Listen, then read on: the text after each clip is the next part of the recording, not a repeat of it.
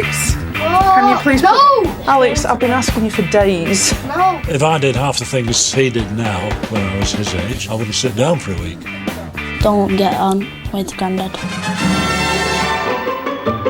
Why does Alex come in and turn the television on? This is Anna Rayburn, an agony aunt. She helps with people's problems. You and your grandfather actually have to have a conversation. You remember that's when two people speak to each other without shouting. Roughly that. He's John Weir, an architect. Do you own any of this space at all? Well, technically, the whole lot. Together we're going to try and sort out the problem of 3 generations living under the same roof.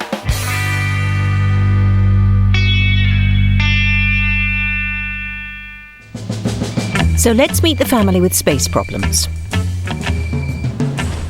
Grandad, Alan Storey.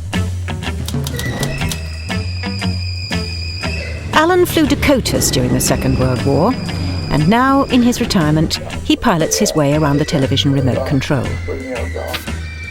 Alan's daughter, Sue, works in telesales from home by day and is stuck between 2 tellies by night. No wonder she's going quietly mad. Talk about stressed out. It's unbelievable. I hate this. And his grandson, Alex, a boy whose dependence on telly started very early. After her divorce, Sue downsized and bought this 3-bedroomed house in Leyland, Lancashire.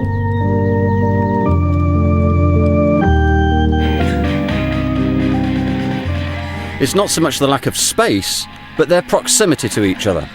3 generations don't exist easily in the same living room.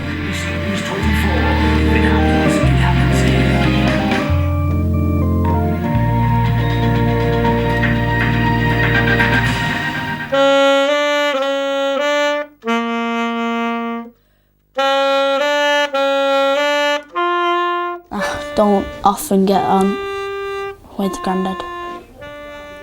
Just sometimes. Because he's 80 and I'm 12. And there's a massive age difference in between us both.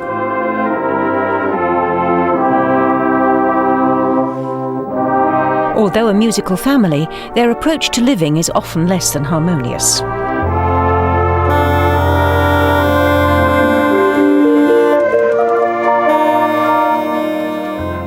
Sleeping upstairs isn't ideal for Alan. He has to use a stair lift to reach his minuscule bedroom and spends as little time in there as possible. I lost my wife 10 years ago, and a couple of years later, Susan decided it'd be a good idea if I sold up and came to live with them. It's been a bit of a shoehorn operation to get everything to fit in here. This is a matter of being grateful of a roof over my head instead of going to an old people's home. Hello, is Reg there, please? With very limited space upstairs, Sue's forced to double up her bedroom as her office. Far from perfect. The disadvantage, I think, is the discipline side, because it'd be lovely just to think, oh, I'll stop work and I'll go and sit outside in the garden for a little while. But I can't do that, because if I'm not working, then potentially I'm not earning any money. Can I watch TV? As soon as he comes in, his first job is to switch the television on. But it's in the living room where 3 into 1 really won't go. The battle of remote controls has begun. Again. He thinks mine's loud, so he turns this up, and then I think his is loud, so I turn mine up. And just keeps on going up and up and up. And Alex has got cartoons blaring out, and my dad's got World War II blaring out. And I'm listening to both at the same time. Mum always gets stuck in the middle of it, because she always has to break it up. This is what happens every day, just about. OK, John, that's our challenge. Well, Alan, we seem to be sat in what I think is your corner of the lounge. It looks as though you've kind of taken over this area. Hardly taken over. I mean, I've just ended up here. You know, but I didn't sort of say to Sue, I demand to be sitting here. But you've not been forced into the corner. No. Because actually, it's surrounded by all your memorabilia from the Second World War and everything. Right. War is a horrible experience. And do you think it's had a dramatic effect on the way you think and feel about things? It'll have had some effect. You get used to the discipline, and it always stays with you. I mean, you expect other people to behave as you'd like them to behave, which doesn't always work out. Alex, hey, can you go out and change that uniform, please? Now. so that you're not screwing it all up. It's not fair. Alex, you're going to get changed before or after tea?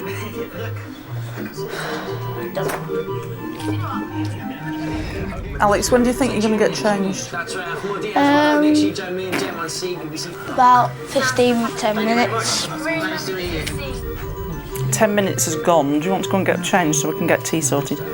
I'll go start making tea and I will. If I did half the things he did now when I was his age, I wouldn't sit down for a week. Do you and your dad discuss some of this, or does your dad just tend to butt off out of it, or do you get cross with what he says? We tend not to discuss it. I think my dad sometimes feels he perhaps shouldn't because he's taken the responsibility away from me. Right. I sometimes feel that he stuck his two-penneth in when he didn't need to. She doesn't like me chastising him, but she'll do it herself, you know. If I say anything to him, she'll get on to me and say, he's only 11, you know, he's only a lad. While you're responding to your child, you're watching your father think about how you're behaving and you're his child. It must be very confusing. Yeah.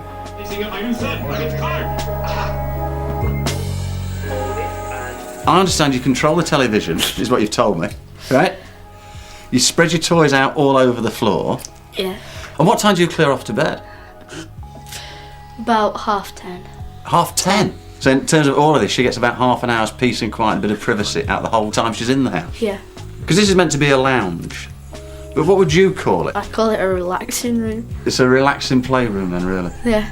And it's yours? Yeah. Your poor mum. I'm wary of hiding behind the generational difference. My feeling is that these are actually just two very different personalities. And they Clash. My dad has forgotten what it's like to be a young boy. Happy birthday. What Alan hasn't forgotten is the date. It's his 80th birthday. Happy birthday to you. Happy birthday, dear Grandad. Happy birthday to you. 80 seems an awfully long way away when you're 12. Made it easy for me anyway.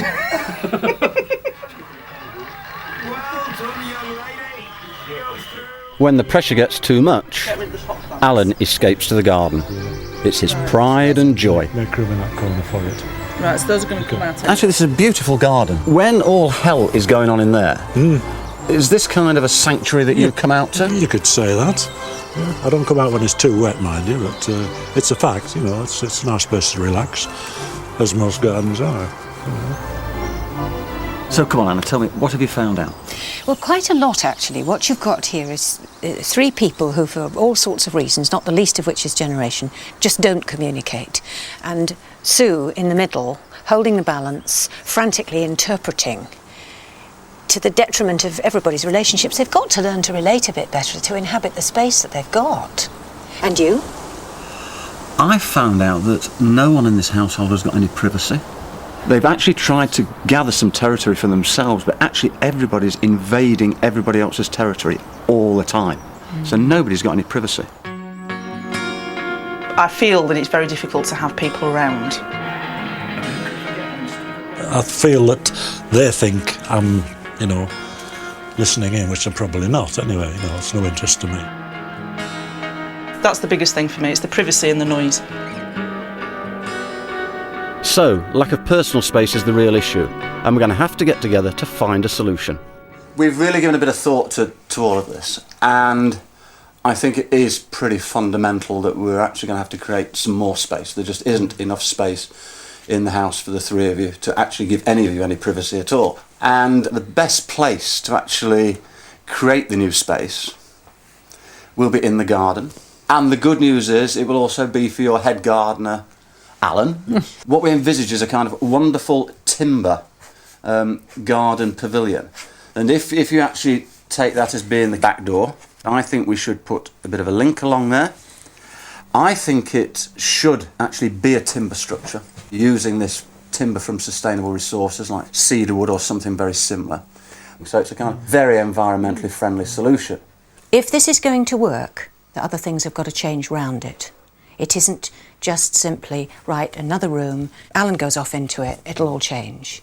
And I do think you've got a contribution to make to this. You can look as astonished as you like, but I do think it's time, since you're 12 years old, and clearly not a fool, that you actually appeared occasionally in this house with the intention of making your mother's life easier rather than more complicated. Then the next thing you're going to have to think about is whether you might actually eat together occasionally and observe the politenesses. Because in family situations, in intimate situations, if people don't observe politenesses, everything just goes by the board, and that's when trouble really starts.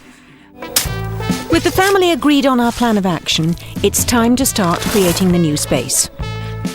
Alan and Sue are happy to lose part of the garden to make room for the pavilion. Luckily, most of the shrubs can be replanted, but everyone has to muck in to get them shifted, including Alex. Are you going to help your granddad in the garden? No. Don't want to. Did he seem very interested in the idea of giving us a hand? No? I didn't think he would. I'll get him out of you. Can do something.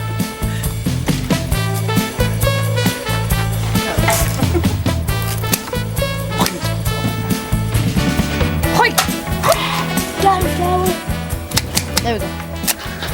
I just cut a snail in half, Grandad. Thank you, Alex. OK, let's stop messing around now and get the professionals in.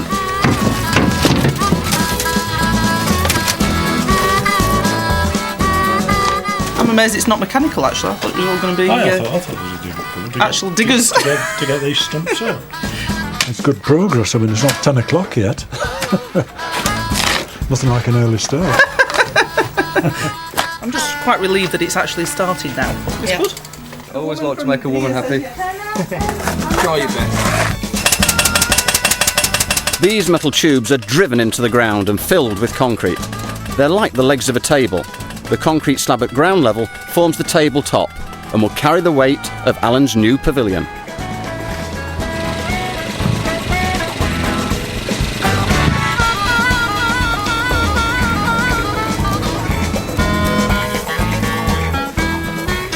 It's just so noisy.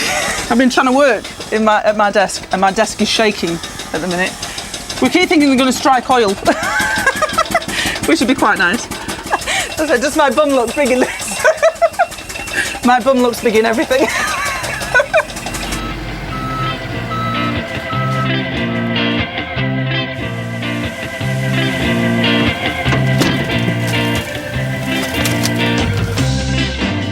Instead of constructing the building on site, we've gone to a company that makes the sections in a factory.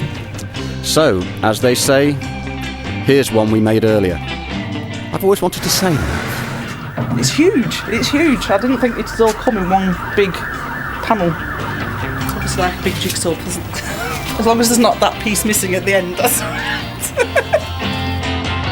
As the building rises, so does Sue's stress level. Don't even think about messing with that. Has it got nails in? So this is what I'm doing, you see, in between trying to work and trying to pack to go on holiday and getting completely stressed out. I'm now making brews for everybody. And Alex really isn't helping. Alex, Yeah? can you get your books and things together, please? So that I know I've got them before we go. Please. I've done 3 levels on this. Alex, I've been asking you for days. I've not got the energy, I'm going to make tea. For a long time, Sue's been worried about Alex's behaviour. Now at last she's got an appointment for professional assessment. Alex, come here. It's a huge problem. We've actually now got into a place locally where we can get him assessed. Good. Because there is something underlying. I mean, he Right. did admit that he cares for certain things. He said he actually cares for me, which was quite an eye-opener because I don't see it normally. And he did recognise that there are ways that he can help the situation by doing things the first time when he's asked and not arguing as much. Alex, can you please put that on hold? And I've been battling for 7 years to try and get somebody to actually see him and figure out. Why so long? Because nobody's listened to me. Just nobody has. Oh, I had no idea that you had been trying as long as that. You're going to roof it out, right, and joist it out? We're putting joists on and decking. Then are you going to put Building problems are the last thing Sue needs, but we're all a tad tense. The planning department's enforcement officer is on site, and if things aren't quite right, he could stop the build.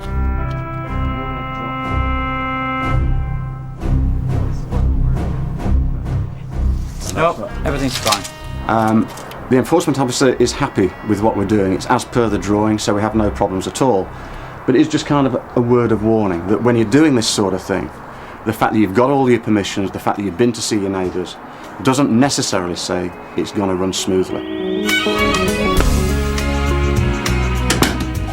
How did I guess that this is where you'd be, eh? I wonder. You look as though you're planning your great escape, sat here, to be honest with you. It could be, yes. I don't like to admit it, you know, especially on camera.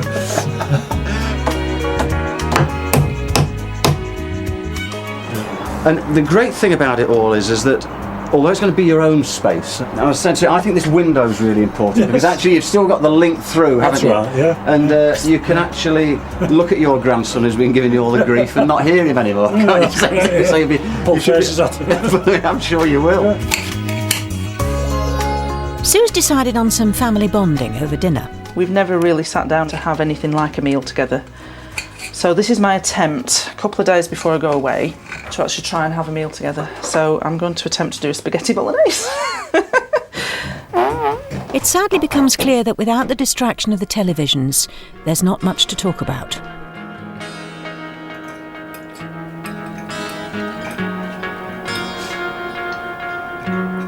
I think it was a little difficult maybe to start with. You see, I think when all this is over and Alan is actually in territory of his own, that the meals will get easier. There will be a better sense of coming together for a meal rather than just coming together from the opposite ends of the living room. Yeah, definitely. I mean, because that is my lasting impression of how we first saw you. Alex at one end, your father at the other, and Sue acting as the middle of the seesaw in between the two of them, trying to make sure that they bobbed up and down in reasonable synchronicity.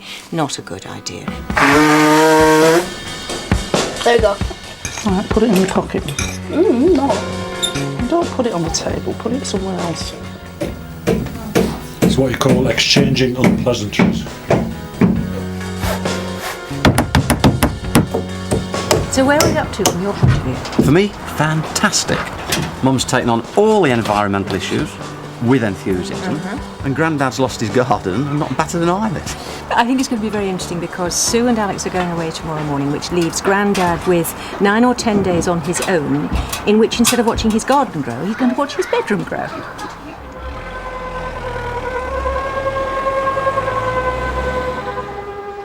It seems that Alan is very comfortable on his own. Oh, it's great. It'd be really peaceful, you know. Be a foretaste of what's to come. There's no problem looking after the place. I mean, they've been away on holiday before, haven't they?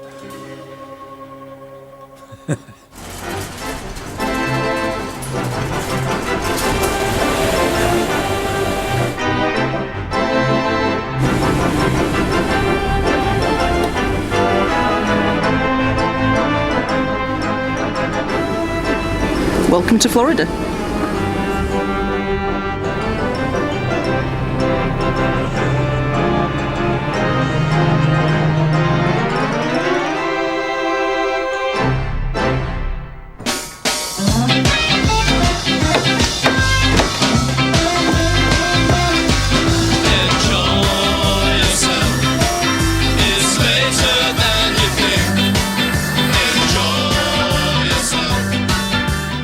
Sue and I decided that the roof of the new build should be ecological, so we're using sedum.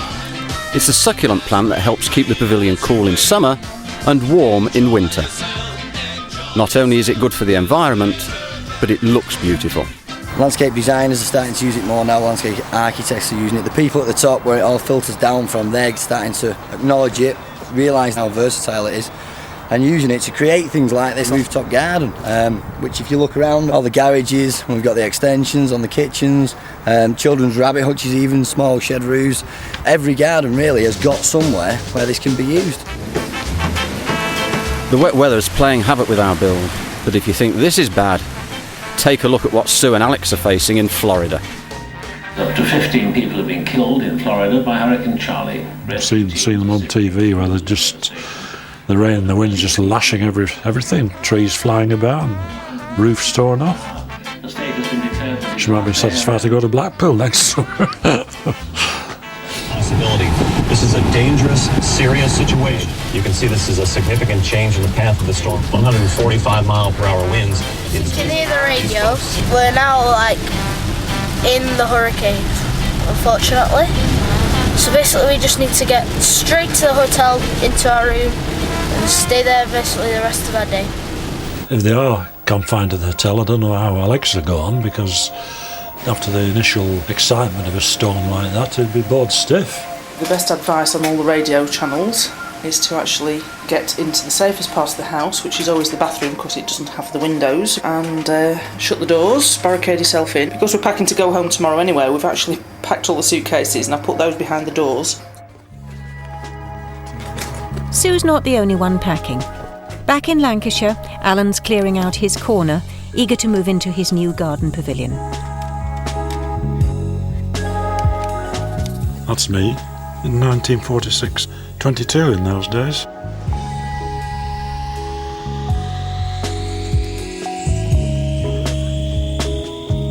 Unfortunately, there's a bit of a delay. All that rain means that the build has fallen way behind.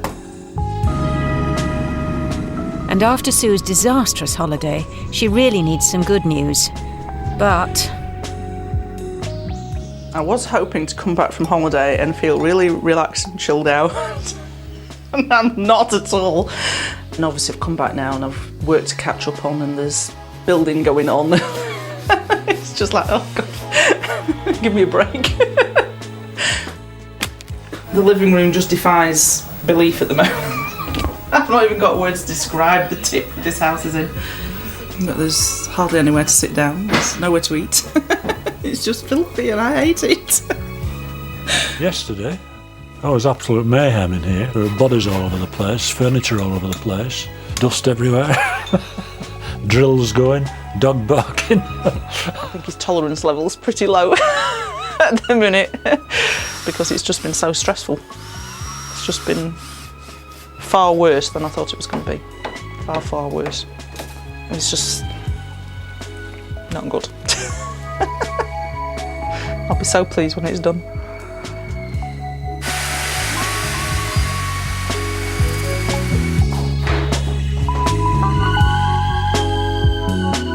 Alan's tired of moving. He's done it too many times before. I'm just hoping it's the very last time. At least it's more or less under the same roof. For the last 10 years, my dad's been with us, and it's quite peculiar. When he's not there, the house is incredibly quiet. And it's quite eerie sometimes, just sitting there watching TV and watching the programmes I want to watch, doing what I want to do, and thinking, yeah, actually, it's my house. Rather than it being, kind of shared by everybody else. Now it's all empty. I'm surprised how small it is. This is going to become an office, I believe. As long as you didn't expect me to burst into tears or anything. Now Alan's old room is empty, Sue is going to make some space for herself. She's moving her office out of her bedroom. But first, she'll need to decorate. While Sue does that, Alan tries to bridge the generation gap. In a bid to find some common ground, he's taking Alex on a flight in a vintage Dakota to visit an air show. For Alan, it's a trip down memory lane.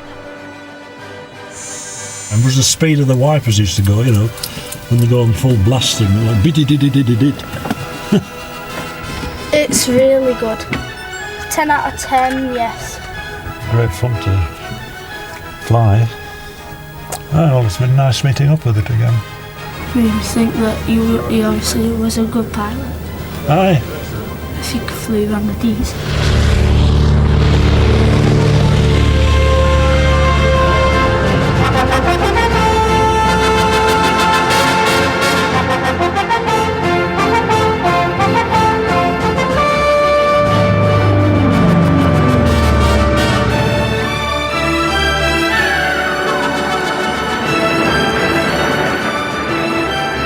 Alan's having the time of his life, but Alex's enthusiasm is on the wane. Show off, certainly. Boring. Seen them too many times. You want to try and do it? See how boring it is. A partial success and something to build on, but those two still have a long way to go. The build's finished and the family have had a chance to settle in. But did we get it right? Whatever we do, it's got to be better than what it was, because it will have given them both more space to separate from each other and more space to be together. Alan's old corner in the living room has been transformed. A new patio door opens onto a small courtyard, making room for a dining table so they can all eat together. You did it! That is fantastic! This is, fabulous. It really has brought the garden into the living room. And when you think how it used to be, old Alan there kind of huddled up in this corner back here, yeah. But now what we've got is this wonderful light that just comes into the room. But the focus centres on the garden pavilion, a timber-clad structure with French doors opening out into Alan's prized garden. The room is ecologically friendly, separate from but linked to the house, giving Alan and Sue the independence and space they both need. And most importantly of all, a peaceful haven for Alan to enjoy his retirement. This is wonderful. Like a bridal suite. It is fantastic. I mean, are you pleased with it? Beyond my wildest dreams, really. Yeah? Tremendous difference. No, all I can say, it's great. Really peaceful. Couldn't wish for anything better. Well, I can move around in here, you know. But the old bedroom, I had to open the door and shut the door before I could sort of get dressed. It was so cramped. I've all the space I need. It's amazing, really. Upstairs, Alan's old box room has become Sue's new office and a place where Alex can use the computer to do his homework. What? What's this? Oh, Sue! Oh, that's fantastic! Has it made a difference for you? Definitely. The fact that I've gone to bed in a separate bedroom and had all the work paraphernalia and the files and the computers in here, so I've actually slept all the way through, and it's got to be something to do with the fact that the office equipment's not there. My God, it's twice the size! Good heavens! I think it's terrific. It's really nice, and it looks so much lighter. I actually feel like it's my house rather than me living with parents, basically. Well, the best thing about it is I've got a life of my own now, really. Oh, living upstairs, that's history. Just think of the past now. I think my dad really appreciates the fact that he's got some peace and quiet again now, and I think that's good for him. Still driving my mum mad, but probably not as much. She has actually told me that it's a bit calmer, not getting into as much rows with Grandad out the way. And we're still getting to some.